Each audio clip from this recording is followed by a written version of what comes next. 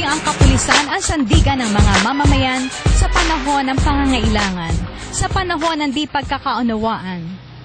Ngayong araw na ito, ating pupuntahan ang mga ginagawa ng kapulisan para pangalagaan ang ating mamamayan.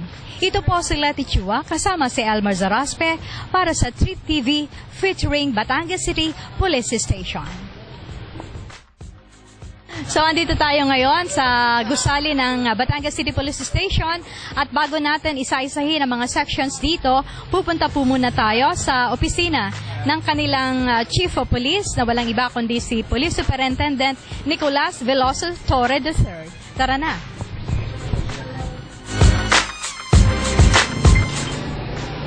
Ayan. Katuwa ito. Ako'y isang pulis. Pagmasdan, aking tamang bihis.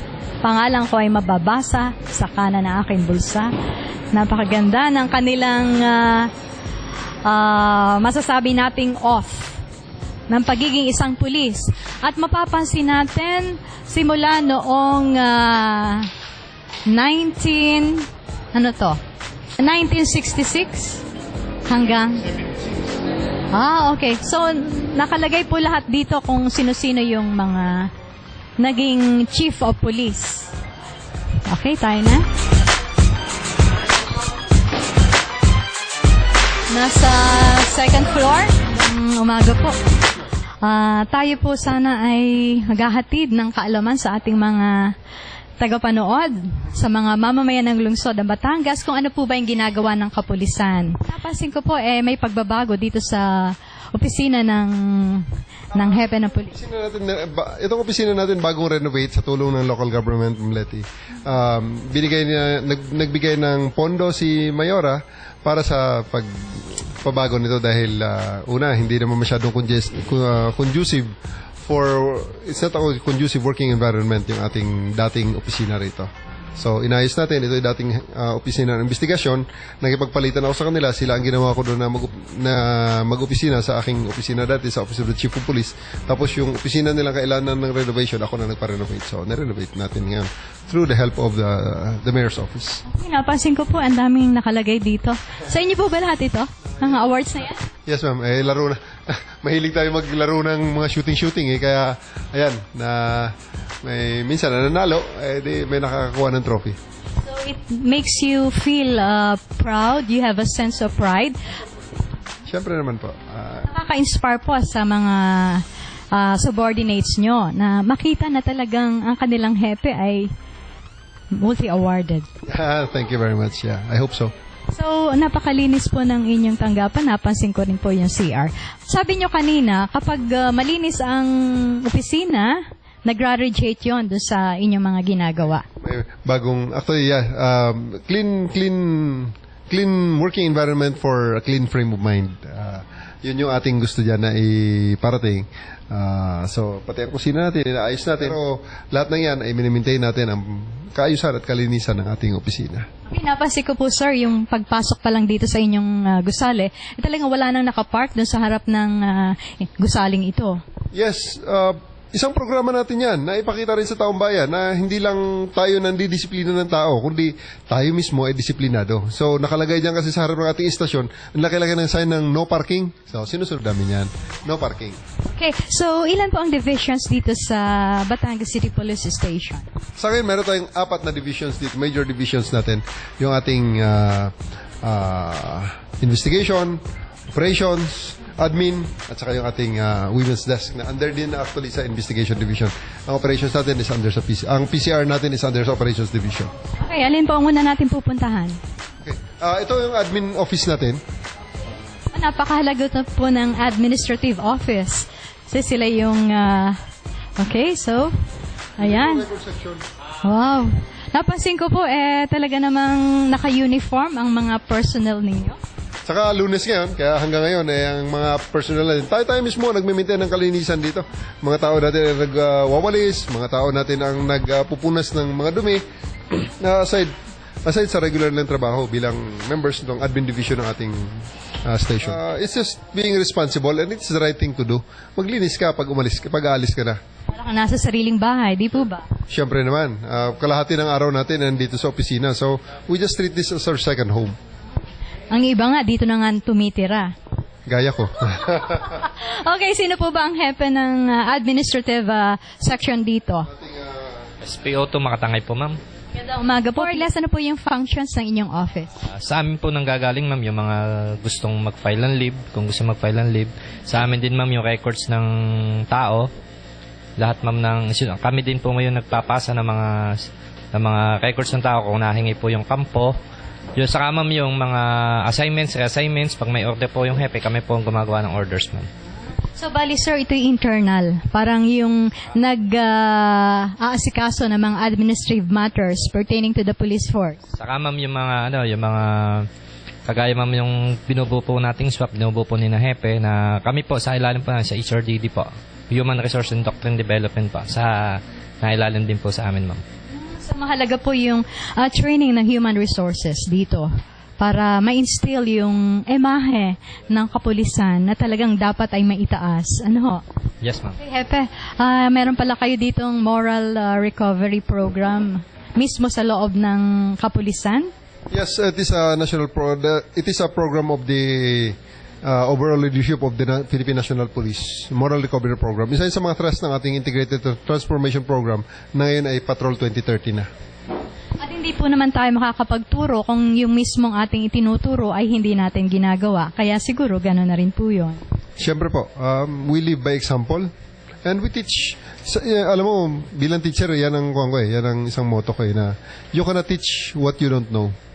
Pag hindi mo alam, hindi mo pwede ituro yan. Sir, nag-teacher po ba kayo? Nagtuturo ako sa mga career service schools ng PNP like the Intelligence Training Group. Matagal ako, mga 2-3 taon ako nagtuturo dyan. Hanggang ngayon, nagtuturo ako sa PPSC. Pag ako na-invite. May profession po, kayo po ay, ano po yung inyong kurso? Pulis talaga ako. Pero ang preparatory ko bago ako magpulis, engineer ako sa Mapua Institute of Technology. Ang dami kong nadidiscover sa inyo. Sige ho, thank you very much po, SPO2, Makatangay. Sir, saan po tayo next pupunta? Dito tayo sa women's desk. Okay, ito yung children's and women's desk na isa sa pinakamahalagang opisina kung saan ay katuwang nito ang City Social Welfare and Development Office. Okay. So, ito yung functional chart. Magandang umaga po. Ay. Okay. Ito yung ating women's desk. At ito si Nena Garcia, SPO1 Nena Garcia, ang ating hepe ngayon ng women's desk natin. Siya rin ang naka-duty. Ito po yung ating mga kasong kinakaharap ngayon. Gaya niyan, mga babaeng binugbog ng kanilang asawa, mga minor de edad. Para protektahan, hindi natin kukunan ang mga victims of abuse. Ano ang tawag doon? Harassment? Spousal abuse, covered yan ng 7610 at saka 1962. Magandang aura nitong may kulay pink and then at the same time ay maganda rin ang hepe. Magandang umaga. Magandang umaga po. Magandang umaga po. Does it feel na kayo ang hepe ng Children's and Women's Protections Desk? Okay lang po. Kayang-kaya ang trabaho? Kaya po. Ilan ho ang kaso sa isang araw na inyong nai-entertain? Mga 24 hours na po yon. 24 hours kayo dito? So, nagre-reliebo kayo? Yes, ma'am. Dito na yata kayo natira? Dalaga? May asawa na po, isang anak. Pero supportive naman ang iyong husband.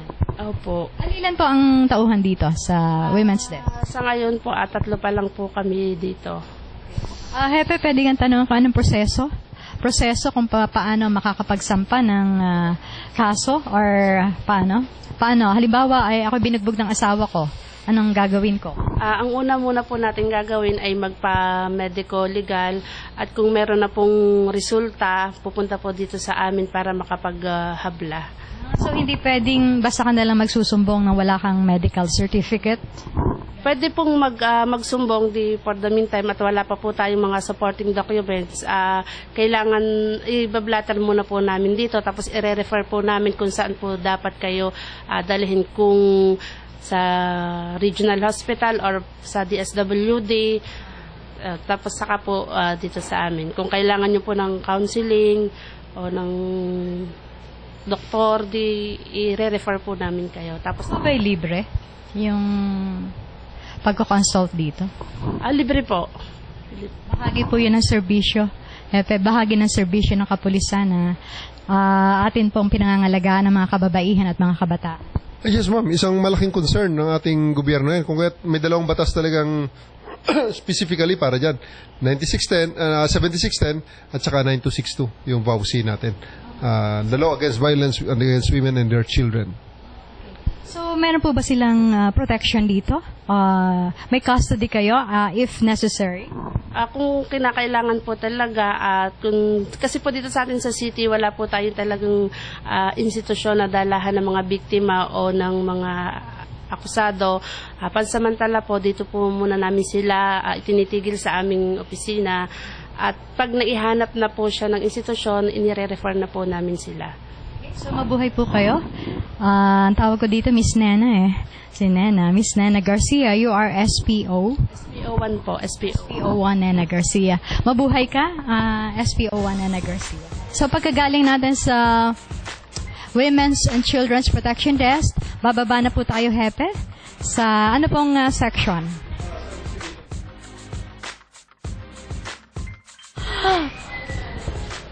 So, andito tayo sa pinakamarami na mga kaso kasi dumadaan lahat dito, yung investigation section.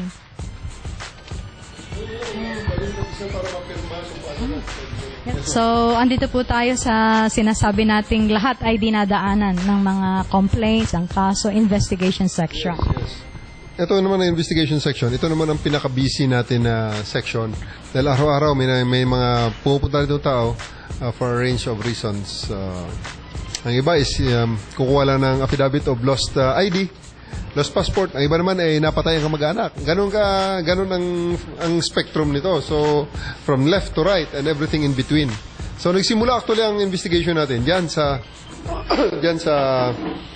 ating desk.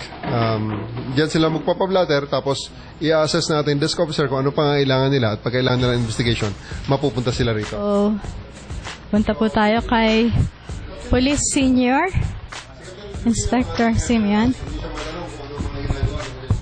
Okay, so this is the second time na may interview natin si Police Senior Inspector Simeon Aldovino. Nakaranay sa radyo, ngayon naman ay sa television. So, kumusta po ang trabaho ng isang hepe ng investigation section? Okay naman, ma'am, at lagi ko po ginagabayan ko po ang mga tao sa pag-iimbestiga para sa mga taong lumalapit sa aming tanggapan. Okay, nasabi po ni Hepe na nagsisimula sa reception desk. Yes, ma'am. Sa report po ng mga tao sa desk officer, tapos ito turn over po ng desk dito sa mga duty investigator para po maimbestigahan ang mga crime na nangyayari dito sa ating lungsod. So, bale, may sinumpaang salaysay ba sila na gagampanan? Yes, ma'am. Depende po yun sa mga tao nag-report. Meron pong for record laang at meron naman po na kailangan talaga imbestigahan para po sa ganun ay malaman at mahuli ang mga kriminal. Sa isang araw po, mula na kayo umupo dito, ilang kaso na po ang naimbestigahan ninyo? Hindi na po namin mabilang sa karamihan at talaga pong napakadami ng nag-iimbestiga. At marami din po namin nasosolve at nahuhuli ang mga kriminal na gumagawa ng krimen. On a scale of 1 to 10, doon po sa mga under investigation, ilan po yung percentage nung nagiging successful? Mga 80%, ma'am, nasosolve namin ang crime. So ano po yung challenges na kinakaharap nyo? At paano po ninyo, sa tingin nyo, mariresolve ba ito? Kailangan po namin dito yung mga equipment pa, karagdagang computer para sa lahat po para po yung lahat ng investigador ay sa pagkuha ng mga statement ay lahat sila ay nakakakuha dahil hindi na po nag-iintayin sa isang computer lang, ma'am. Eto, nakikita naman natin dito ang busy-busy ang ating mga kapulisan sa paggagawa ng mga reports. May operational maps, city map, criminality map, ISO map. Ano po itong parang may mga maps? Ito kasi, alam mo, scientific na yung police natin. Hindi bara-bara yan eh. Hindi bara-bara. Ayan, may science ha. Ayan. So, dito sa ilalim nito, ang mga mapa ng Batangas City. Pinaplat namin yung mga kalsada, saan ang mga daanan, saan kami pwede mag-checkpoint pag may nangyaring insidente. Yung criminality map, pinag-aaral naman namin kung saan nangyari ang krimen, anong oras nangyari ang krimen, anong klaseng krimen ang nangyari sa isang lugar. Ang ISO map, ito naman, mga NPA, mga kapatid nating ibang paniniwala kaysa sa atin. Tapos, transmission line map, may mapa rin kami dahil isang major concern ito sa Batangas dahil kung hindi alam ng ating mga kababayan, may mga facilities tayo dito ng power generation na napaka-critical sa atin. So, inaalam namin kung saan dumadaan ang mga transmission lines na yan.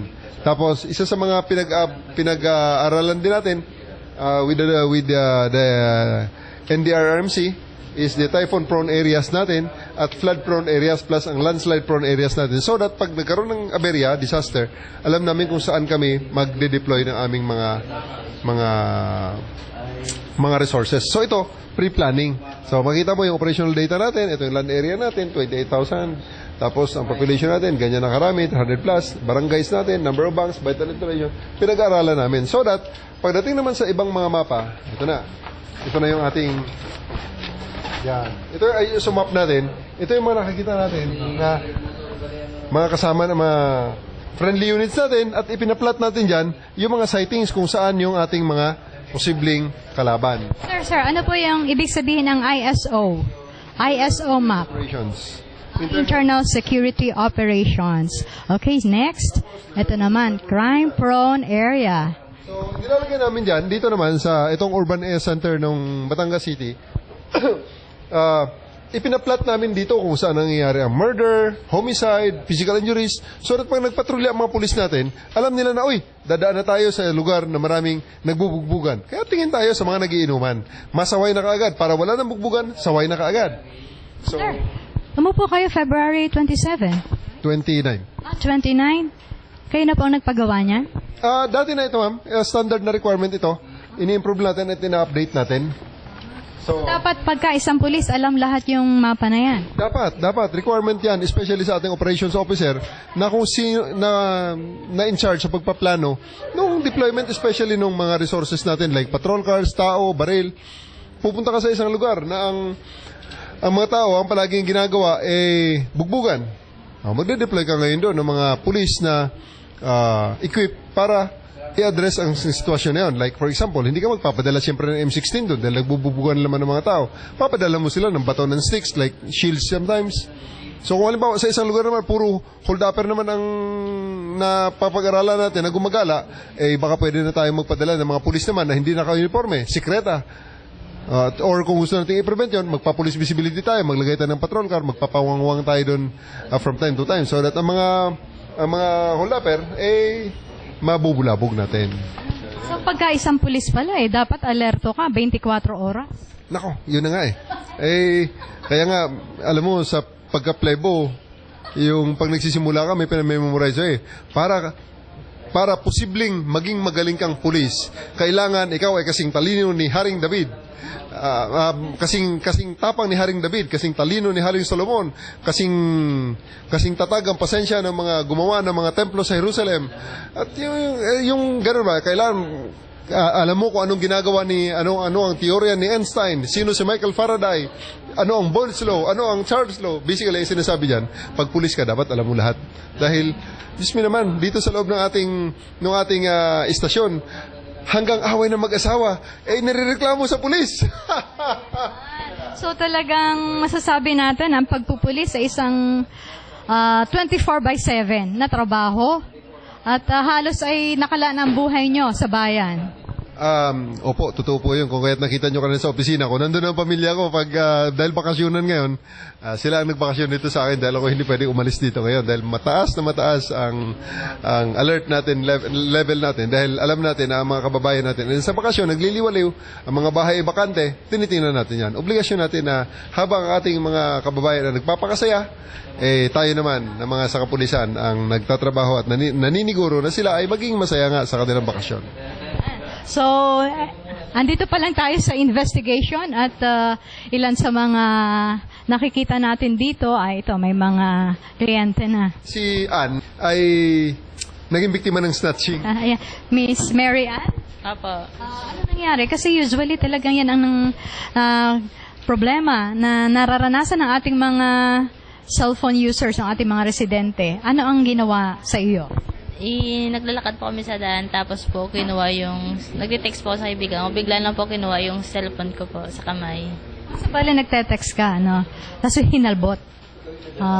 Kilala mo ba kung sino yung humalbot? Hindi pa. Hindi po. Pero nakuha mo ba ang cellphone mo ulit? Paano nangyari na nakuha mo ulit ang cellphone mo? Tinawagan po kami doon ni Sir Nick sa kaibigan ko po. Okay, so nagdo-document pala kayo ng mga activities.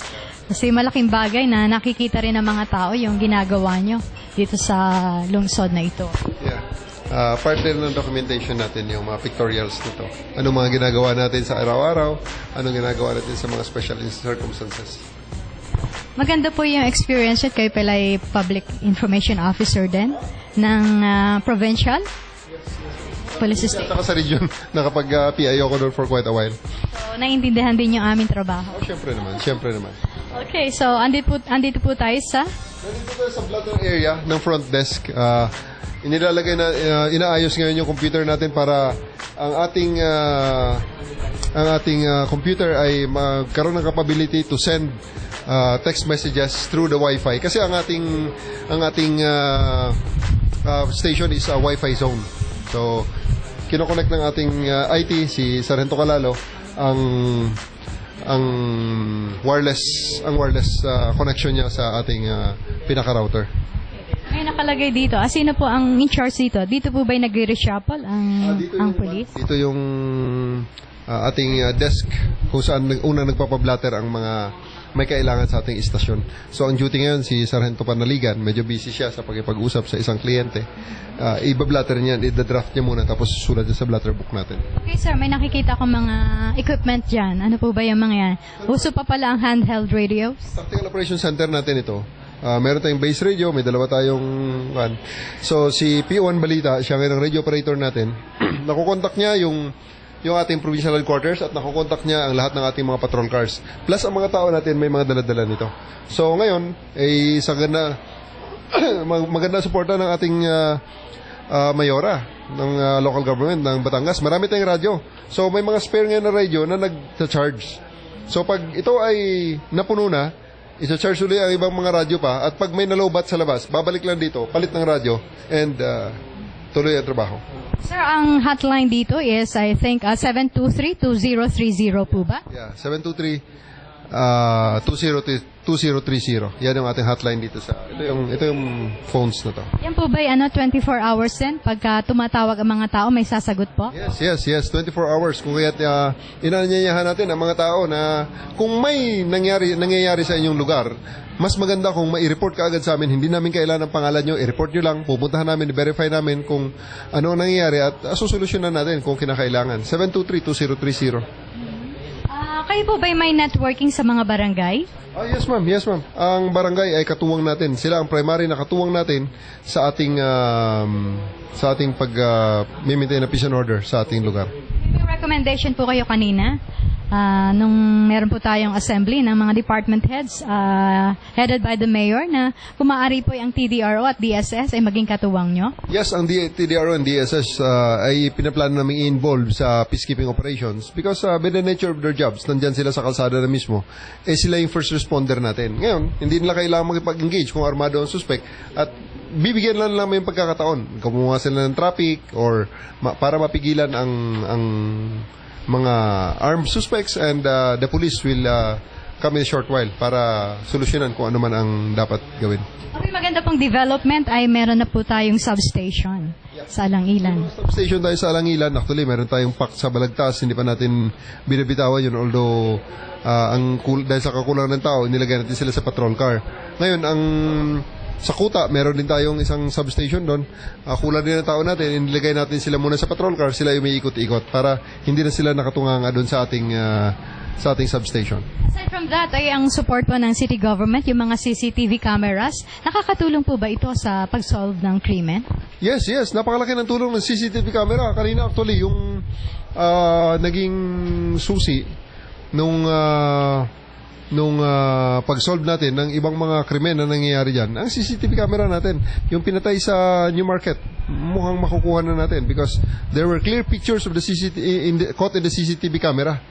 So, makukuha na natin yung mga salarin doon sa binaril at sinaksak na kababayan natin na tinapon doon sa malapit sa New Market.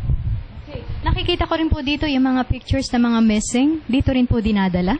Mga missing persons naman, humihingi ng tulong ang mga kaanak niyan, parents, relatives, para hanapin ang kanilang mga mahal sa buhay. Dahil alam mo naman, alam naman nila pag may nangyaring masama at may kakaibang nangyari sa isang lugar na i-report sa pulis. Nagbabakasakali sila na makilala natin ang mga, may makikilala at makapag-report sa pulisya diyan sa kanilang mga kaanak. At least, makita nila ang mga kaanak na yan.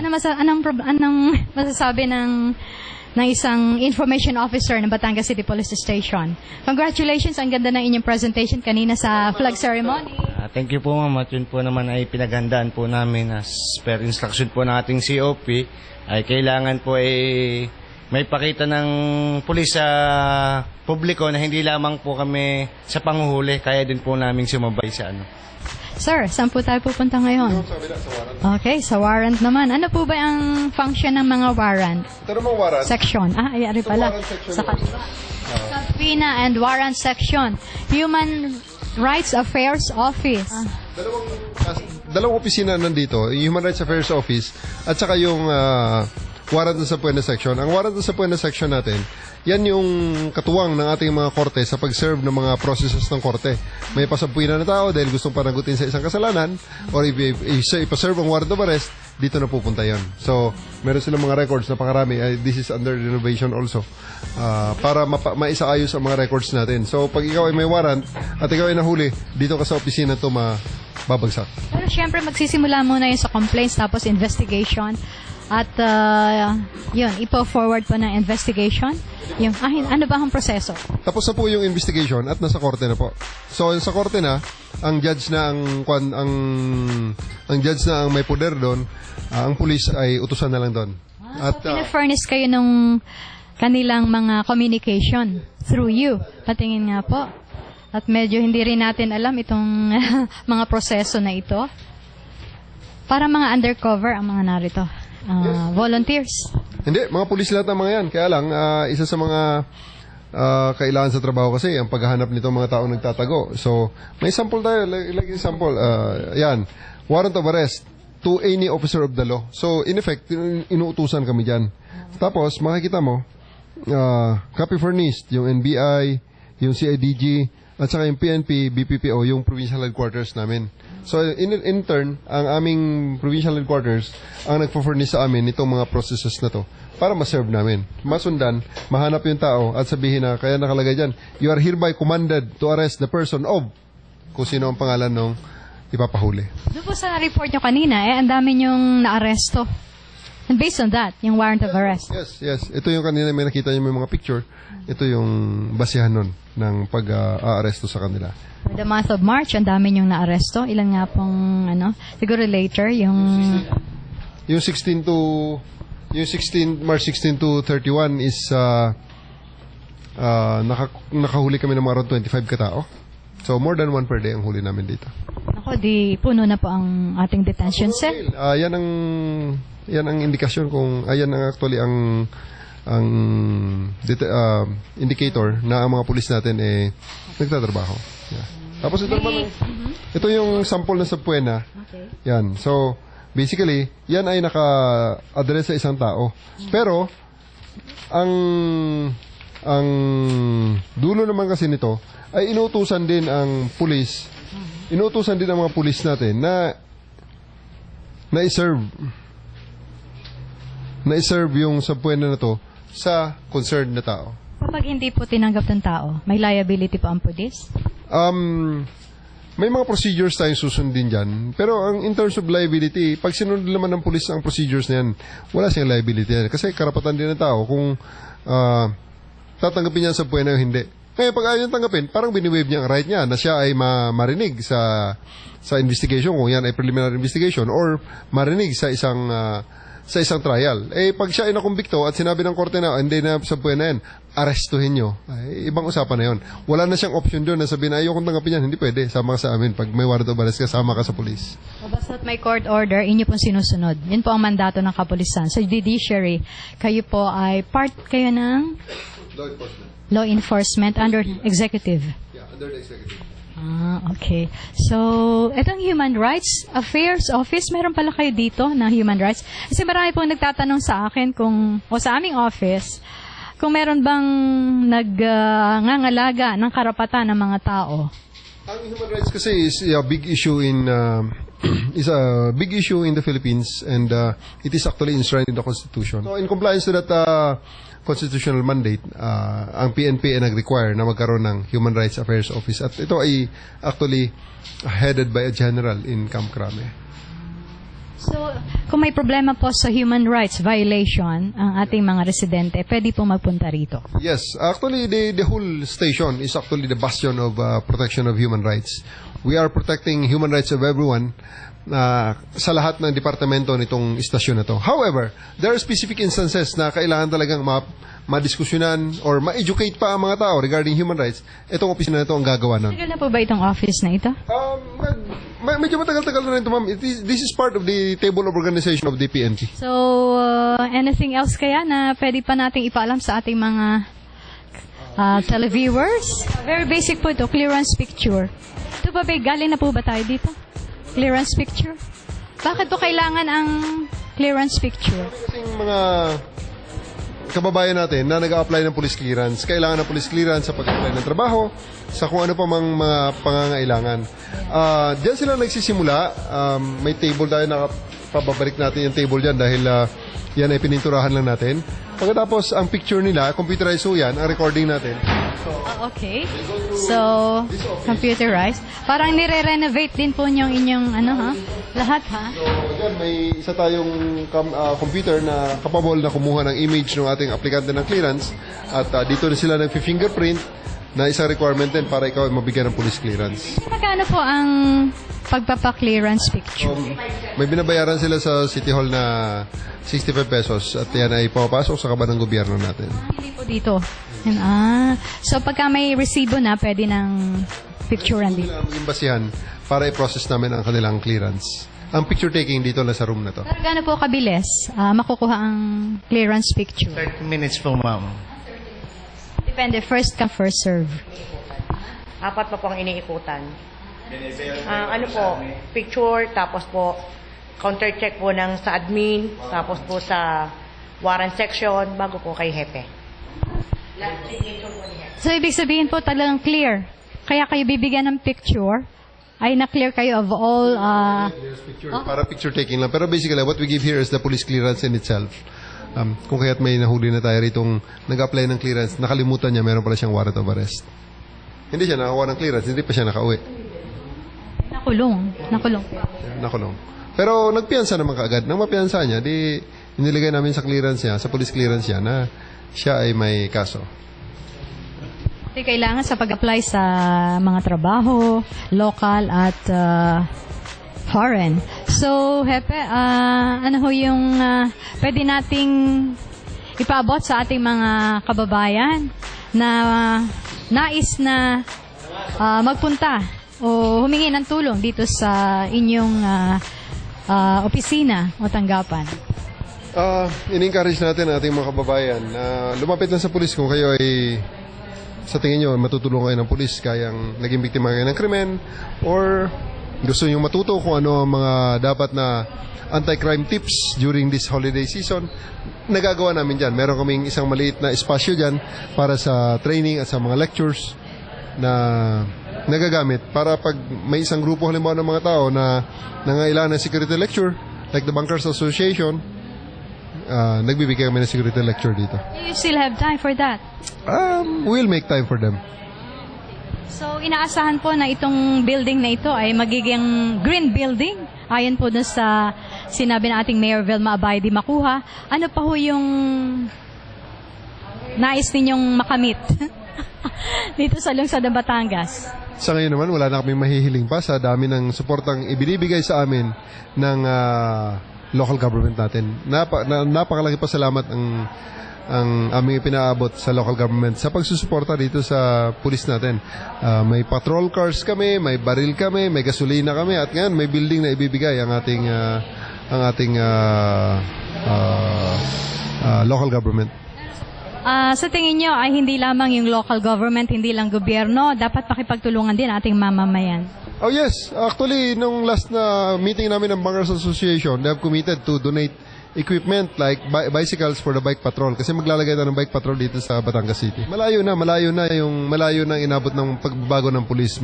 Marami ng Chief PNP hanggang sa current Chief PNP kay General Bartolome, sa ating Regional Director at sa ating Provincial Director. Ang Provincial Director natin, incidentally, si Colonel Asio, isang abogado.